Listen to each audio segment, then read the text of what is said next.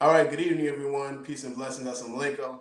And welcome back to the STEM Files. This is the voice of STEM talent and Black culture, where we highlight the best and brightest in science, technology, engineering, and mathematics in the Black and Brown community. Tonight, we're continuing onto our series of Becoming Doctors for Our People. This is part 3.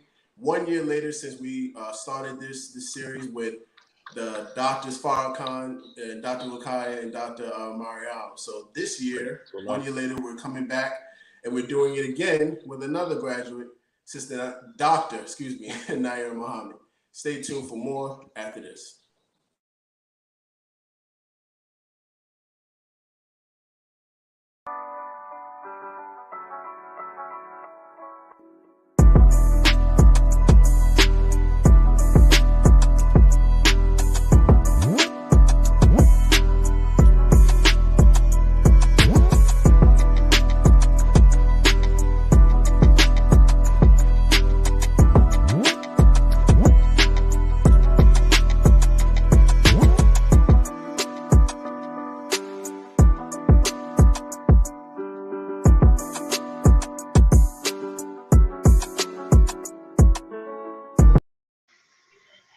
All right, awesome. Well, that is once again our illustrious, beautiful intro that we just can't seem to get enough of. I would play that throughout the whole show if I could.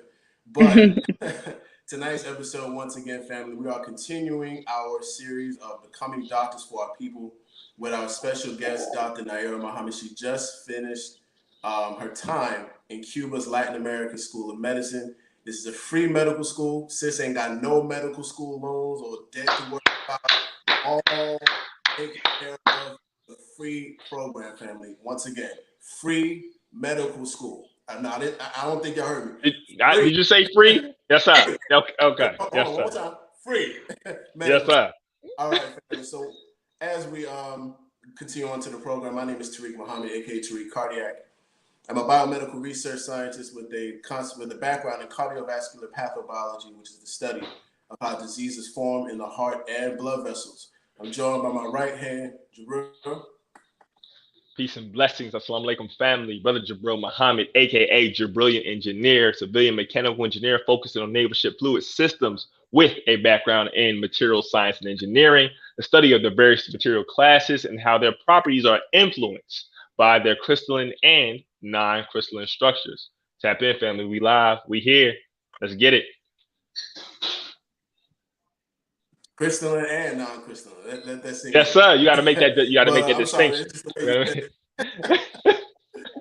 All right. So, without any further ado, as Jabril always says, it's not about us. It's always about the guests we bring on the platform.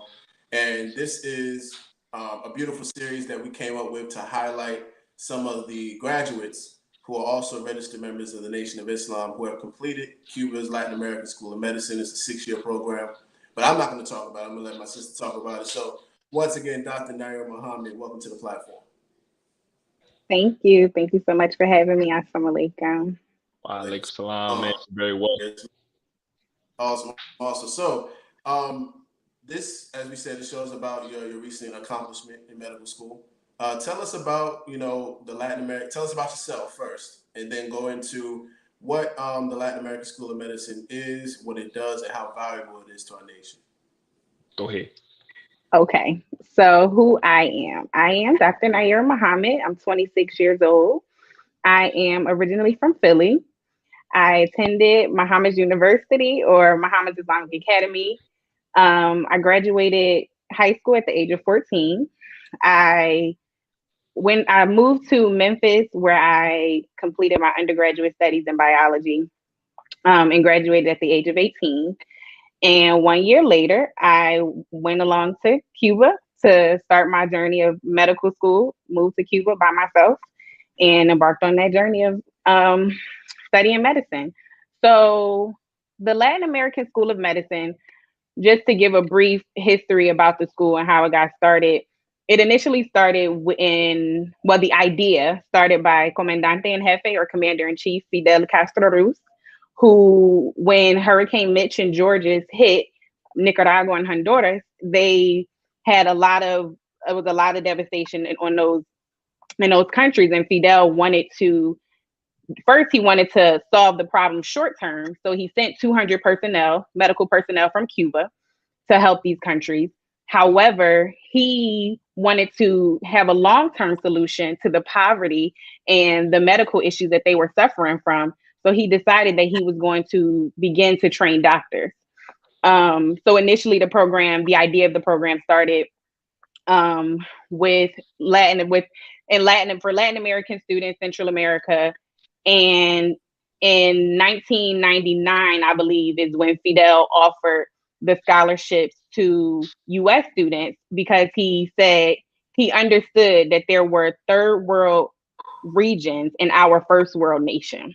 And so he wanted to also extend that opportunity of free medical scholarships to students here in the US. And I believe the first US students, they began in the program in 2000.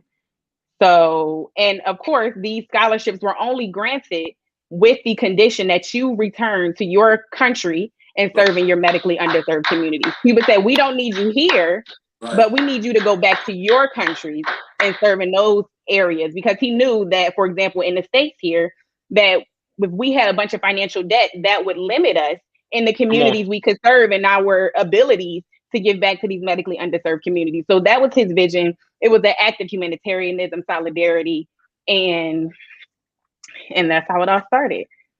You said something. Oh my gosh! So you said a whole bunch of things that were key, really. Right. Matter of fact, we can do this whole show just off that one introduction. But you mentioned that he said that there are third world regions in a first world country. You know, and that when students have to pay back student loans for medical schools that they have attended that aren't free, they have to get certain jobs so that they can pay back those loans and still take care of their families if they have one at that time.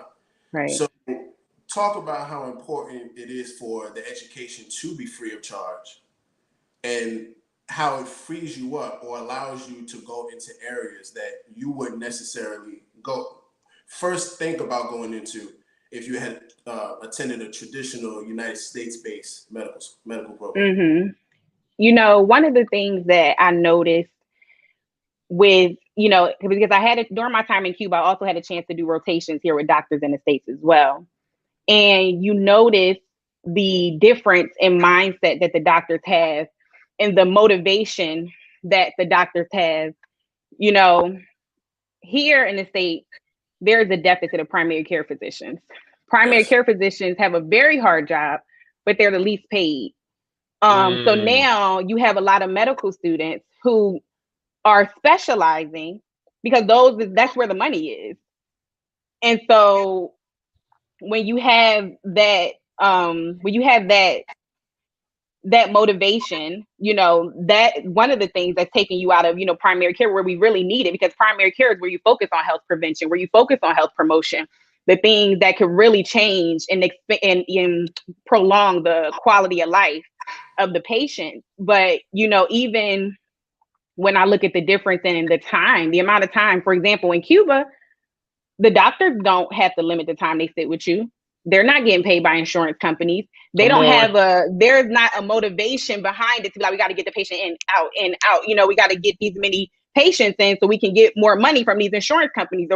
That's not, so you see them sitting with the patients for however long the patient desires, And so I think when you're able to not have that mental strain and financial strain, you're truly able to do, you're able to go into your true passion, what you truly desire to do. I went to school with doctors from all over the world. And so if a doctor left Cuba and said, I don't want to go to the States, I want to go on missions and go around the world to different countries where they need me, that's something you can do because you have the freedom to do that. And if you want to give back to the medically underserved communities, if you want to have a free clinic where people who don't have insurance can come, you can do that because you're not limited by hundreds of thousands of dollars of debt. So your mindset is different. Yeah, Sorry, I don't want to keep rambling. No, you teaching. Come on, we about to pass the charity receptacle. Come on now. All down with all the financial responsibilities of paying things back and having to just focus, like you said, on what you care about and what you're passionate about. So beautiful. Jabril? You know, oh man, this is a cool show on so many levels. Like obviously I talked to you, Tariq, me and Naa'irah go like way back. So being able to see you today and what you've accomplished, how you conduct yourself as an MGT, first and foremost. Because a lot of times, you know, those of us who gain or garner some level of success, we put aside our foundation, you know, and I won't even say a lot, but some of us, right? You know, we forget where we've come from, right? But we understand that we have supreme wisdom. So everything that we do, everything that we are successful in, are able to move forward in, it's only because of that strong foundation. You mentioned graduating high school 14, graduating college 18, right? In the Nation of Islam, we don't restrict our children to learning something in accordance with, you know, a certain age correlated to a certain grade level. It's like, what is your personal custom experience like? When are you ready? And look, we let you experience that. And as you take to it, you go to the next thing so that you don't get things like boredom or burnout when it comes to like, okay, education, what am I doing? You know, you keep that mind moving and not remaining idle. So, you know, I just wanted to speak to a couple things. My first question, you know, this show is titled Becoming Doctors for Our People. Now, me and Tariq had a particular thought in mind when we came up with that title. But when you read that, what does that mean to you? How do you internalize that? And also, in your opinion, what is the difference? And why is this difference important between being a Black doctor and a doctor for Black people? That's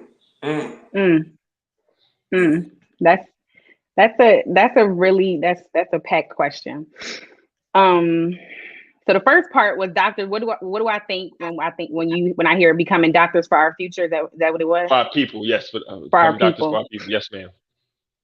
You know, one of the mottos of the medical school that Fidel says, he wanted to produce médicos de ciencia y conciencia. So doctors of science and consciousness. And so, you know, and I'm glad you brought up the foundation that we have just in our nation, because that just adds another layer to what I was able to get out of my studies in Cuba. But when I think about it, there's a bigger mission, you know, there's a bigger mission for the doctors that Cuba was producing. You know, there are even, you know, during our graduation, they were talking about in the commencement speech, they were just talking about how we have to be revolutionary doctors. And so when I think about for our people, there has to be a change in true advocates, because true advocates for Black people and their health, and a true desire to see them to really prolong the life expectancy and to really treat them as a whole individual holistically. But that requires a doctor who understands, a doctor who can relate to you, right? And a doctor who's truly invested and have your best interest. And so that also, like I said, and that also goes into, again, the financial limitations, because my mindset is going to be very different if I got to get money out of you. If I'm only doing this with the goal of, I need to make this money. You know, one of my, you know, and y'all might ask me this later, but it's a point that ties into this, because I'm applying to residency in internal medicine, which is primary care for 18 and up. But I also would like to go into interventional cardiologist. So I want to continue on and do my fellowship in cardiology. And so I remember asking questions. Yes, I love cardiology. Yes. That was literally my next question. Go ahead. I remember I spoke, you know, I asked a couple of doctors, you know, about like, so what do you think about if I practice internal medicine and I do cardiology, you see both types of patients, if I do both visits. And a few of them said to me, like, well, why would you do that? You make more money as a cardiologist, but I'm like, that's not my goal. I want to be in internal medicine because I want to be involved in the prevention and health promotion and, going on a journey with my patients over time. And I want to go into cardiology because I love cardiology. I love the heart. I love everything that's attached to it. So who's to say I can't do both? Right, so right. so what I'm saying is, when you don't have these certain limitations, and it all comes down to the mindset and the goal that you have as you're treating these patients and as you're approaching this. And so we really have to have in our mind, being true advocates, treating them holistically. Like Cuba teaches us, biopsychosocial. You have to treat the patient as a whole, bio, psycho, and social. Whoo, come on. Lord. Oh, God. All right, look. So this will be about. I'm sorry, because I keep thinking of things too. She Let me giving us stop. English. She giving us Spanish. She giving Brother, us when she supreme said wisdom. cardiology, bro, She doing. She get. Look, I got to say something. See, the scripture says, he said, we were born in sin and shaped in iniquity. What we battle against as STEM professionals, enthusiast students is not only starting with, but sustaining that pure love for our discipline throughout our career. That is so hard. Yep. I used to read all the time. Now you can attest to this, Tariq. We were homeschooled and everything, and I went to MIA, before I was homeschooled. But reading was like breathing to me. It wasn't until I went to college that I started to read only more so in association with getting an assignment done for a project, for research, for a problem set, or what have you. So science became a means to an end, as opposed to a constant feeding of my internal childlike curiosity, right? So your ability to see your career, see your sphere of influence as an opportunity to advance not only your curiosity and knowledge base, but be able to help your fellow man, is really based in and connected to your level of mental stability and stress. So if I'm constantly stressed over debt, I got to pay these bills, or I got to make sure that in order to live the lifestyle that I want, I have to make a certain amount, I have to make sure I'm following these rules. You start to get very jaded. You're short with people. And when you're in the customer service industry, and the medical field is a part of that, in my humble opinion, you can't be that way with people. Right. So I'm going to ask this question, and back to you, Sister Naa'irah, Sister Dr. Naa'irah. I got to make sure I remember that. She's been Naa'irah. She's been Naa'irah forever. Just not. You fine. You fine. Yeah. No, ma'am. I got to make sure I come correct. So, there's talk about the stress of the medical system, the stress on nurses, stress on doctors. And, in this conversation, the person was saying the way to reduce the stress is to get vaccinated. And we're talking about in this time in particular. Can you speak to getting to the root of things as it pertains to not so much putting a bandage on the situation, but holistically attacking this stress by changing the culture, particularly in America, around wellness? It's like, okay, in general, you're stressed because you have all these people coming through your doors, but they're not just coming in through COVID.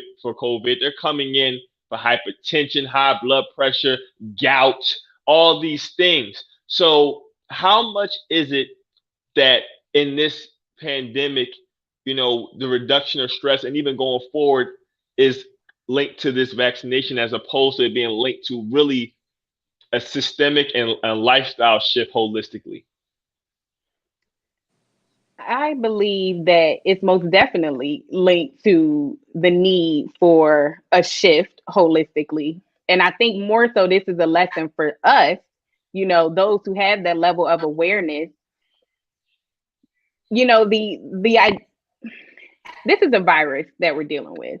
And when we learn about how to treat viruses, they say you treat it symptomatically or supportively, because most viruses, some have specific treatments, but most it's like we just have to, let's give you fluids, let's make sure you're eating properly. You know, they're treating all these different things. So what it comes down to is, like you said, there has to be a shift, because there's a need, and now we're really seeing, because now they're talking about the minority, the Black communities, and how we're being unproportionately affected, and because we have all these comorbidities. But this is a wake up call for us to really tune into things that we can do to better our health, to be more disciplined, to lower our stress levels. So, like I said, in Cuba, we're taught biopsychosocial. So not only do they say, okay, this patient came in for, let's say this patient has a headache. We probably won't just give you a pill and leave. It's like, oh, okay, how are things at home? Did Come on. something just happen? Right, How is your support system? Do you Right. have support from your family? Are you in any social groups? Are you in any organizations? You know, so there's so many other things that we could be doing. So in addition to make sure we're eating properly, we're drinking water, we're exercising, we're trying to get, if we do have chronic diseases, trying to get them under control. But we're praying, because Come that's also on. part of psychological. We're praying. We're making sure we're staying in touch with our friends, our family. These are the things that help us lower our stress levels. So there has to be treatment holistically from in every aspect of your life. And so, you know, I was thinking, when you were talking about just how, you know, there's so much stress and how doctors are limiting the time, or they're rushing with their patients, you know, I think about, you know, the difference. And when, like I said, when I'm in Cuba, how the doctor will take however long to do a physical examination and touch you and sit there and wait, like, okay, get undressed, go through every single, whereas here it's like, I might put my stethoscope on you real quick. We good. Let me type it up, you know. But we have to be focusing on all of these different areas. And so I think, like I said, holistically, this is something for us that we need to be mindful of. I'm not sure if, you know, the healthcare system as a whole is going to be like, hey, we need a change. But for us who are aware, like I said, we can do these things in our individual lives to try and keep ourselves healthy and safe during this pandemic and during this time, if we choose not, you know, to get the vaccine. So Yes, man. Praise be to Allah. Wow, man. Wow. I could keep asking questions, but I'm gonna turn it back over. I'm gonna swing the table back to Tariq Cardiac, because I mess around and take over the whole show by accident. So Trust me, she said cardiology, but I was set, so you can go ahead. right, bro, you on the roll. But nah, so I'm glad you brought up COVID, bro, because it's a world pandemic. It's a pandemic all over the world, but certain countries have handled it better than the United States. And I want to talk about Cuba's response to COVID. When you were over there and you were studying and you were getting all your clinical training and learning as much as you can about medicine, what were some of the key things that you saw Cuba do over there? What were some of the key treatments that they put together to fight off the fatality, not the fatality, I'm sorry, to fight off the onset of disease when it comes to being positively diagnosed with COVID? That was my question. Come on. So so Cuba kind of went in waves as far as their control of the pandemic. However, they have done, you know, much remarkably better than the States, of course. So the first thing, when COVID began to hit Cuba does a thing called community screening. So they do community screening with the medical students, the doctors, the nursing students, where they send them out into the streets. They give you, so for example, if it's me and another medical student, they give me a list of, or they give me an address, like, hey, you got to go to all these houses in this area, knock on their doors. You need to see if anybody has traveled in the last 14 days. Have they been in contact with anybody that traveled in the last 14 days? Does anybody in the house has fever, cough, any symptoms related to COVID? So one of the things that Cuba is big on is health prevention, health promotion. Cuba sent us out when the pandemic first hit, and there are actually people still doing community screening in Cuba as we speak to screen patients for COVID. or being in contact with somebody and trying to, you know, go back and trace the contact person. As well as Cuba also sends out text messages through their system where they send out like, hey, make sure you're washing your hands, make sure you're, you know, wearing your face mask. So Cuba's very big on health prevention and health promotion because Cuba is a developing country. They don't have the resources to deal with closing down all of their health centers to be designated to COVID patients. Right. They have had to do that. You know, my last year before I left, my hospital, because they didn't have us particularly in the COVID isolation centers because they wanted to protect the foreign medical students as much as they could. So a lot of the Cuban medical students were there, and we were told to stay in the regular hospital to hold that down because a lot of doctors and people were sent to these isolation centers because they were other hospitals were closed down. So, like I said, that's been Cuba's way: health prevention, health promotion, and from what I know, they're still using the interferon. That's the only medication that I heard of. I knew my landlords, which was the doctor and a nurse, they were admitted to the hospital because they tested positive, and she told me that they only treated them with interferon. That's all I was told. And it was something else I was going to say about this, and it slipped my mind. I can't think about it, but if it comes back to me, I will say it. However, yes, that has been their approach as far as COVID is concerned. Wow. You know, because we Jabril, you know why I asked that question. We had a very interesting debate on one of our posts on Instagram about the need for someone to take the vaccine, or that it's more so the fault of the unvaccinated as to the rise in hospitalizations across the country. And let me add, I'm sorry, go ahead. Oh, yes, I'm sorry. No, you made me think about what I was going to say because I thought about they did start implementing the vaccination. Cuba did create their own vaccine. They created two vaccines, Abdala and Soberana. And then they also created a booster shot for those who had already tested positive. So Cuba did implement that. So now, you know, they're in the vaccine campaign, and, you know, they actually offered the medical students the vaccine first. You know, I declined until I get further instructions. Come on now. So, listen. Let me be very clear. So, like, we're not at all like bashing vaccines or saying that vaccine is bad. It's just that vaccine that they got, Moderna and Pfizer. You don't want that. Like, I don't want that one. You know. Yeah. So right. We got to remind our people that vaccines aren't the concept of a vaccine is not bad. It's how a vaccine is produced by certain entities that makes them harmful. So again, if hopefully the people that we had that debate with are watching this right now, please understand the problem is never with vaccines in general. It's those vaccines. That's it. The people behind who are making the vaccines behind the scenes, what they're putting in them, and do you know what they're putting in them, and are they potentially harmful to you? Exactly. That's all we was trying to say, and they was just going in and wasn't hearing none of it. So, go ahead, bro. Real quick, it's something to be said too, and I've been watching different videos and things like that. You know, they were talking about natural immunity, antibodies being built up in comparison to being vaccinated, and that whole comparison, which one is better or worse or what have you.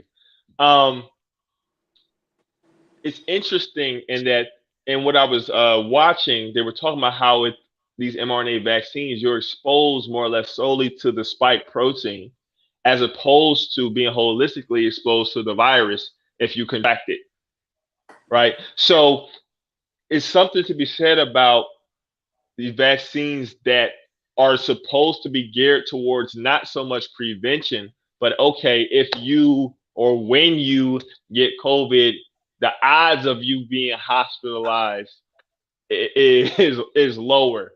But so basically my thing is, okay, you're basically saying that, you know, like with Tylenol, if I get a headache, you know, my headache will be lessened, I'll get less pain or potentially go away, but the issue itself is not resolved. You know, it's something to be said about your immune system and fortifying your immune system. And those of us who are on here in the comments, Tariq, you correct me if I'm wrong, you know, a virus's ability to get inside of a cell becomes very much important when it comes to whether or not you get sick, seriously sick from it.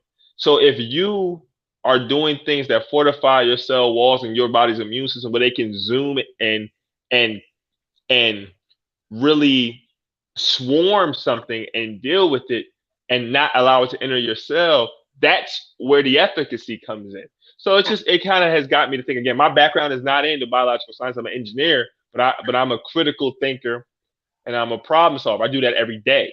So that's just my job. So it's just kind of got me thinking about it. So we actually have a few questions. Yeah, Scarlett, yeah. Scarlett says, can you elaborate more on that? Scarlett, when you get the chance, can you put in the comments again specifically what you are referencing, so that we can address that. We have at least Marcellus Turner, who is saying about the program specifically about ELAM. Are they flexible on the age limit for those over 25 for the free tuition? I was looking at HBCU or this med program, but I'm over the age now. Can you speak to that? To my knowledge, they did put a hard cutoff on it, but I believe that is more. So right now, the scholarships are facilitated through IFCO Pastors for Peace out of New York, a nonprofit organization. And so, if I'm not mistaken, that's one of their requirements, not necessarily Cuba's requirement for you. So I don't know how old you are exactly. If you're slightly over it, maybe you can contact them. I believe the website is ifconews.org. You can contact them and maybe see if you can talk to the program director or the head of the organization to see if they make some, arrangements for you. If you're not too, I don't know if you're 26 or something like that. If you're like way over, then I don't know if they'll go for that, but it's worth a shot. Sir. Praise be to Allah. So we have Scarlett coming back through, and Tariq, you had made mention of this too. You both can speak to it. Scarlett was specifically talking about the risks of different vaccine producers. We made the comment that it's not vaccine science in principle is not intrinsically bad, but when you have vaccines produced by these different manufacturers, some of which have a certain track record as opposed to others, that's where the dangers may come in. So if either you want to speak more to that commentary, I think that's what Scarlett was referencing. And thanks, Scarlett. Thanks, little sis, for that comment. I think as far as the vaccine and the risk that you run with them, it all depends on what vaccine it is, because every vaccine doesn't run the same risk. So honestly, the best thing you could do, you would have to do your research, because I can't tell you that, each one runs this risk. That's it's not cut and dry like that. You just will have to research each one and see like what were the side effects, what the patients suffer from, and the different statistics if they're being truthful about it out there. So absolutely. Yes, ma'am. Tariq, anything to add on that? Oh no, that's pretty much it. Like she said, all vaccines are not created equal. The primary technology that Moderna and Pfizer are using is mRNA technology, and the mRNA, the way that the vaccine functions in terms of going after a specific protein system inside the cell, because the development of mRNA, messenger RNA, is a system of proteins that help tell a cell what to do, in simple terms. So what we're dealing with now is not necessarily a vaccine. It's more so scientifically, if you break things down, it's a gene therapy. So most gene therapies, they go after certain genes, and that's exactly what the mRNA technology is doing. So if we can understand that some vaccines are the concept of a vaccine is to create an immunity from a disease, not necessarily go inside a cell and tell that cell what to do to fight a disease. It's more helping the cell fight disease. It doesn't go inside and tell it how to fight. It fortifies the cell to give it strength so that it can do its own job. So that we're seeing right now with this particular vaccine, and that's why it's raised so many questions. Not to mention the time it took to develop it. It skipped so many phases of clinical trials. It's not even funny. So that's really what we meant by what I meant by vaccine. And can I add one thing? Right. Yes, So ma'am. I heard Jabril talking about, the immune system and the importance of building up our immune system. Just to clarify, because I know people have asked me about interferon, what they were using in Cuba. And I had to make it clear that interferon isn't a cure for COVID. Come on. Interferon is an immunomodulator. So what Come on. it does is helps your immune system respond better when it confronts a disease. Come on. So I wanted to add that because that's why it is important, like what you said, Jabril. So for us to do things to boost our own immune system, because that's what the interferon is. It's helping your body to respond better when it does encounter a virus. That's right. Praise be to And Allah. if you're Yes, ma'am. they're the natural viral killers in the body. So if when Cuba found out to develop a product that could help the body do that, that is an incredible feat for a brand new baby situation in COVID. Mm-hmm. Yeah. All right. We got a lot of questions. Yes, Scarlett, so many. question. Say it again. Jabril, you want to? No, I was telling Scarlett to let us know if we answered a question or not. Absolutely. I definitely wanted to, as we'll go back to the questions. Family, we are actually at the halfway point of the show. Thank y'all so much for tapping in with us. Again, this is the STEM Files. We are live on Facebook at the STEM Files, on YouTube at the STEM Files as well. Make sure to continue to share with your family, your friends, loved ones, co-workers, everyone. We do our best to highlight the best and brightest in science, technology, engineering, mathematics. We are the voice of STEM talent in Black culture. Tariq Cardiac and Jabrilliant Engineer.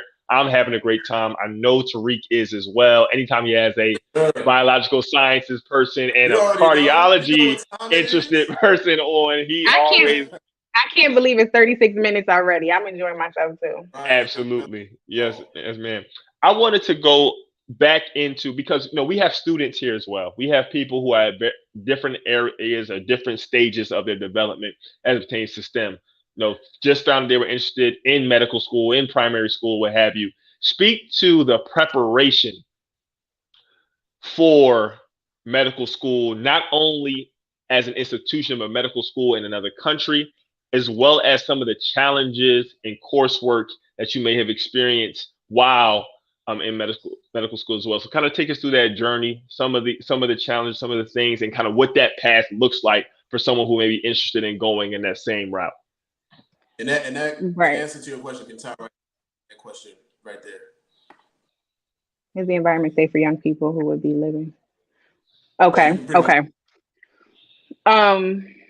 So the preparation for medical school, of course, if you are going to medical school, be it here or in another country, firstly here, you have to get your bachelor's.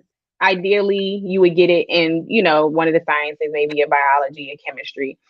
If you're going to Cuba, there are prerequisites you have to complete, which I think is equivalent to an associate's degree, or maybe a little bit more. I don't think you have to have a full bachelor.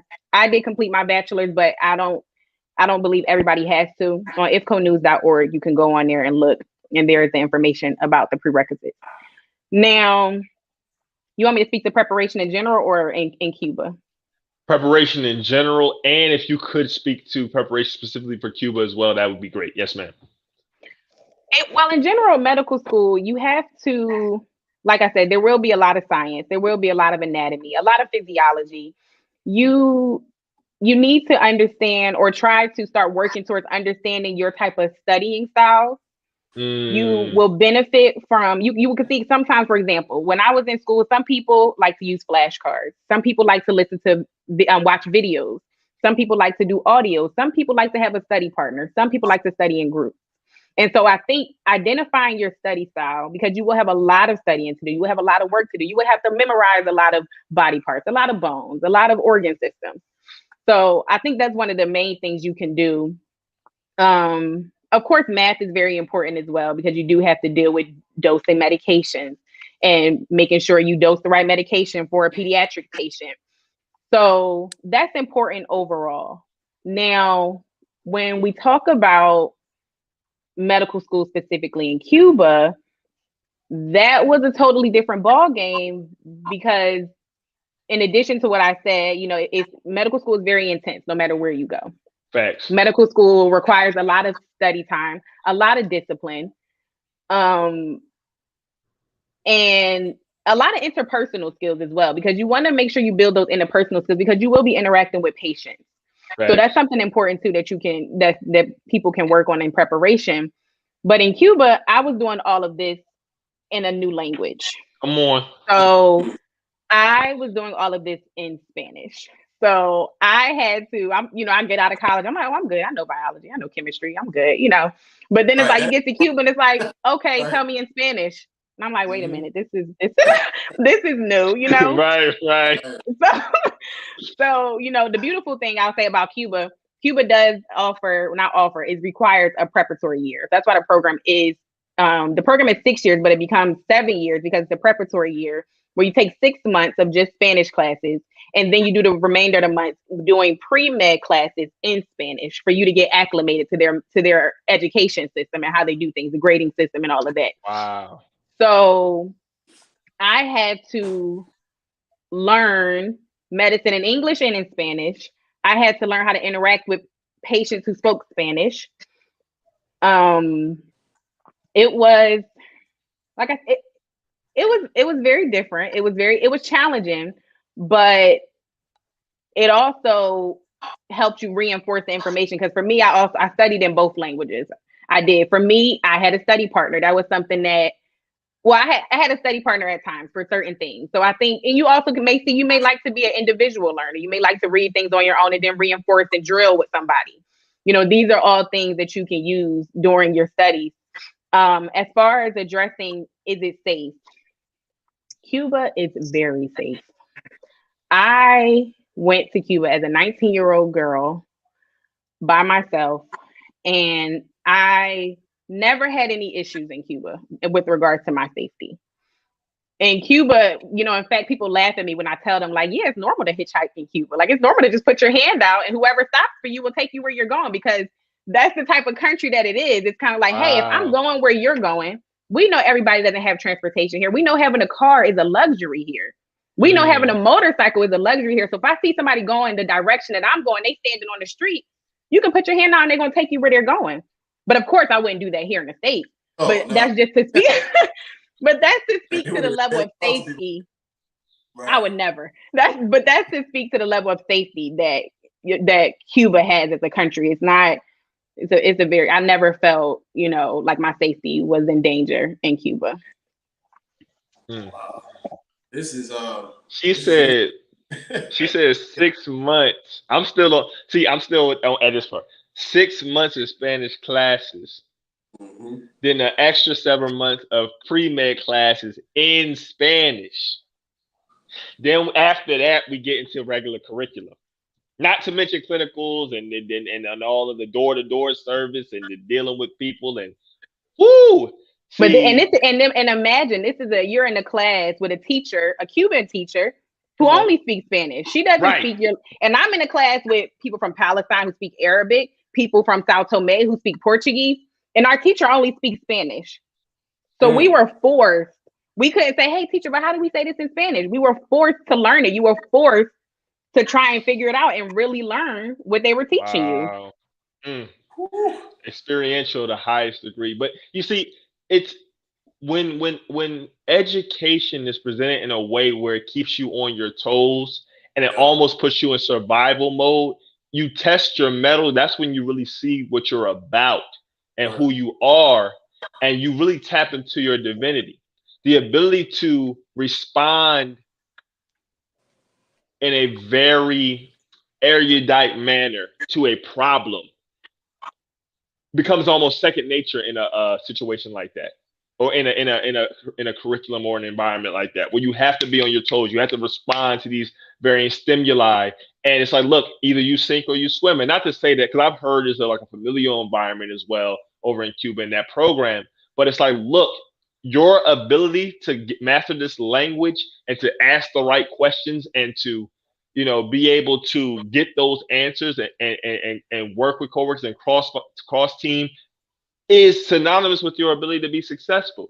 So my follow-up question to that is, being born and raised in the Nation of Islam and having this experience, how much of your experience was it you bearing witness to what you've been taught, the universality of Islam as taught by the most honorable Elijah Muhammad, the understanding of who the original man is and how we are connected throughout the diaspora, throughout the earth? Were there key moments where it was just hitting you in the face like, wow, like the honorable Elijah Muhammad was right, or is right, excuse my language.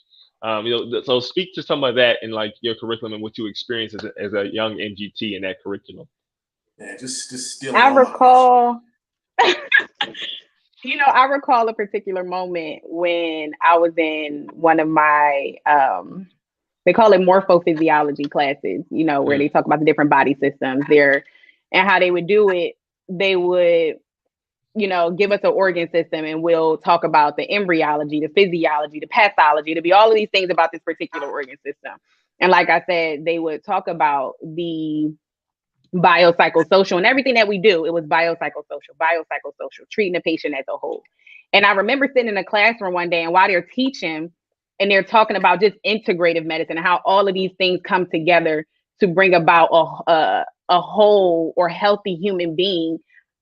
At that moment, I was like, all praise is due to Allah, because I was thinking about our teachings and how we're taught. Because even when we talk, the messenger, Honorable Elijah Muhammad, has given us ways that we can treat ourselves bio, psycho, and socially.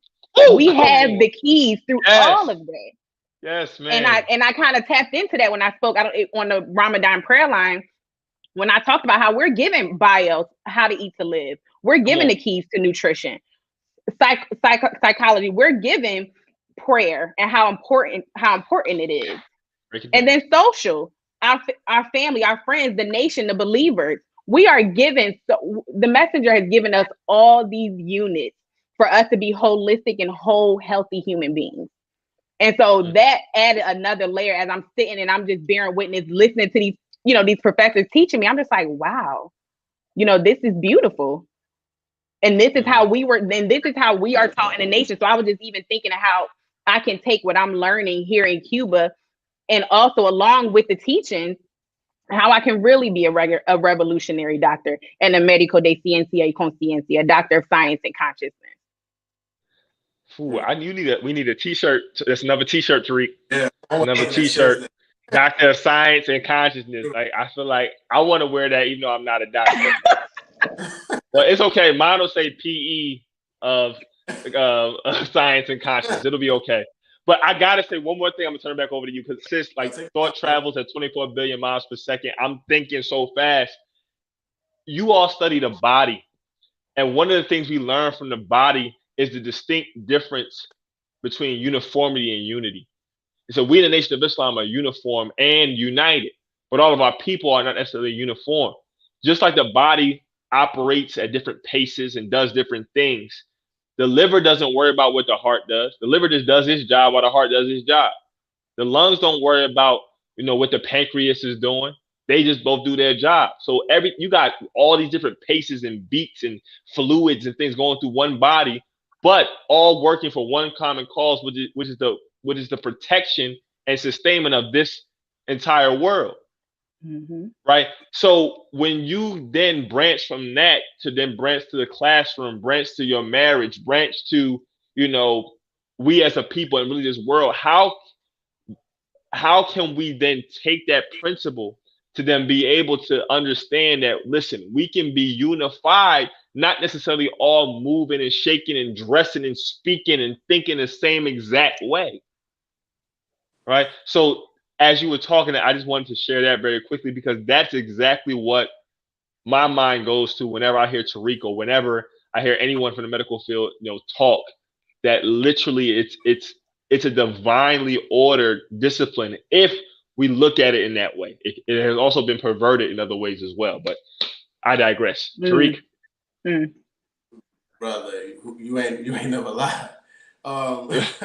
So this I have a few questions, but I wanted to take the time to do something on the program that we like to call social media tapping, which is pretty much picking a picture or video from your Instagram or Facebook timeline, and then you kind of tell us what's going on in that picture, what you guys doing.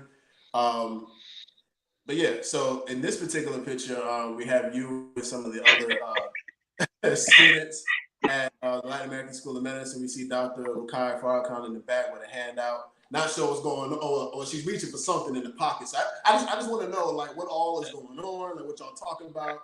What, you know, what's going on in the mind of the brothers, the guy standing behind you with the weird grin on his face, like you know, what is going on? Like, so you know, what y'all got going on? Wow. This is hilarious. Okay. So to answer this question, I want to just briefly tell you all about the evolution of communication that in Cuba. So when I first arrived to Cuba, there was no internet on cell phones. That was not a thing. There was no internet on cell phones. It was pretty much prepaid cell phones. You put money on it. That's how you talk on it. I could only call home for about $2 a minute. And the only way I could use internet is when I would go to a hotel and I had to pay $10 an hour for Wi-Fi. So this is what we were doing for this. So this is what was going on in Cuba for a few years. Not just me, all the students. So then a few years goes by, they come out with Wi-Fi cards and they start putting in these Wi-Fi parks up throughout the country. So then they started having Wi-Fi cards where you can buy a card and you can put it on, type it in on your phone, and you had it for $5 an hour. And then it went down to $1 an hour. So pretty much this was a Wi-Fi park that was literally down the street from the hospital. So this is literally, we just fresh out of class, fresh out the hospital, everybody like, hey, we connecting to Wi-Fi. So literally, somebody saw all of us literally on our phones and was like, we got to get a picture of this. Like, this is the only way. There were literally days where myself and Rakaya were sitting outside in the rain with an umbrella, because this is the only way we could use Wi-Fi. So we're sitting outside on the phone, on our phones, trying to communicate with our families with an umbrella up. So that's what that was. That was the Wi-Fi park, the hangout spot. Okay, the Wi-Fi park where all the shenanigans go down. Right. If you was to take somebody like from the 1950s, where in that time period where like no Wi-Fi existed or internet or anything like that, and you would have placed them in this time period, they will all be coming around together doing that exact same thing, because they'd be so fascinated by the fact that these are smartphones, but this is a humbling experience. You have to learn another language. You have to adjust how you think about human interaction. You have to remember that technology is not where it is here. I'm not gonna say it's not at its best, but it's just not at the level we have over here in the States. So what are some of the things that you think about, or what are some key things that you think of differently? Like your overall mentality from the moment you step foot on the island to now. What are some of the things that in your mind is different and that you wouldn't go back and change if you had the opportunity? When you were talking about internet, I think about how intentional we had to be when it came to using the internet, because we had a limited amount of time. It was like, hey, we got to get on the internet. I got to look up this, and this, call this person. That's it. And it was really, and honestly, at first it was a struggle. I won't sit here and talk like I didn't have struggles going through these things, going through this process in Cuba. But it was very helpful, because you notice that you didn't have those distractions of social media or being on your phone all day, or you on campus, you're trying to talk to somebody, and it's just always but people were actually just there. You're enjoying the moment. You're out with your classmates. You're doing, you enjoyed the moments that were there. You weren't, distracted by everything that was going on in your phone. And so that's one of the things that I love, because I know Tariq probably was laughing at me because I was asking him how to put something on, Instagram earlier, on the reel. So I was like, well, what is the difference between a reel and a story? Like, I really don't even get it, because Instagram, wow. No, I feel you. I've been disconnected. And even when we did get internet, I tried to still keep a disconnect, because I noticed how distracting it is. And so that really helped a lot of us, because it kept us focused on our studies. Look, how about people were reading books more? There were other things that was happening. It was like, hey, I'm gonna just go to your house and we're just gonna sit and talk and have dinner. You know, it was these types of moments, you know, that we don't really get to have here anymore because people are always consistently 24/7 in their phone. So just, and also just, you know, being in Cuba, I learned to be a minimalist to a certain extent, you know, to learn how to live on less and not be so excessive. You know, in Cuba, like we got to be mindful that there may be the water may go out all day tomorrow. You never know. You know, so in Cuba, we were used to having water stored up. I was used to having my flashlights ready with the batteries because you never know when the power was going out. You never knew when the water was going to be going, and you still had to be at the hospital the next morning. Come on, Muhammad. You know, and so, and you know, recycling and just, you know, if there's going to be a toilet paper shortage, because that's things that happens in a developing country. You know, you become more appreciative of what we have access to here in the States that we take for granted. So I just became very, very appreciative and just trying to be more grateful and not be so wasteful. And just, I feel like I've just learned the importance of, I feel like for us, it's still important to have that survival type of mindset. We still need to be ready no matter what, but that's something that Cuba kind of helped me prepare for, to a certain extent. So. Okay. I'm gonna ask this one question, and now we're gonna go ahead and wrap up the program. But I gotta ask this: what is it about the heart that makes it so much better? Like to you, like you want to go into cardiology, and for those who are not aware, cardiology is a subspecialty of internal medicine. So if she wanted to do both, she can damn well do both. You know. So what is it about the heart that allows you to? Oh, not allows you, but what is it about the heart that makes you so in love with it, so passionate about that area of medicine to help our people? You know, when I was doing anatomy and physiology, I love the cardiovascular system. Like that's just something I love. I love the way the heart operates and how it's that organ that the rest of the body is dependent on to receive blood and oxygen. Like it's such a magnificent organ. Like I can't even, you know, so however, in addition to just my love for it and how magnificent it is and how amazing that it is, you know, just studying it and the different pathologies that can come about. And the importance of how healthy your heart can be when you're doing the right things, when you're exercising and things like that. And the different modifications that it can go through depending on your lifestyle. So for me, that was one of the reasons that I wanted to go in cardiology. But then in addition to that, when I looked at how heart disease, hypertension, how these are diseases that are affecting the Black and minority communities, we need another cardiologist. We need a Black cardiologist. We need Black internists to help us prevent having to go see the cardiologist. Right. So I want to be of service to my nation and my people in any way that I can. So in addition to my love for the heart and its physiology and the way that it works, the way that it moves, having to hold it in your hand and seeing it cut open, you know, those things. But I want to be in an area where my people need me. And this is the area that needs improvement in our lives. And so, yeah. Crazy to a lot. Shahid would come on here at the last minute, ask this real deep behind question. Bro, you had a whole hour. Like, crazy to all right, sis. So we gonna ask this. This is a good question from Shahid, the scientist, my bro out of DC. He says, "What is this? What is the science behind different emotional states causing a physical pain in the heart area?" So this also goes back to the biopsychosocial. You know, the heart is innervated by two autonomic systems or two systems. So the sympathetic and the parasympathetic. And so the sympathetic tells your heart fight or flight, you know? And so the parasympathetic is more, you know, your heart is at rest.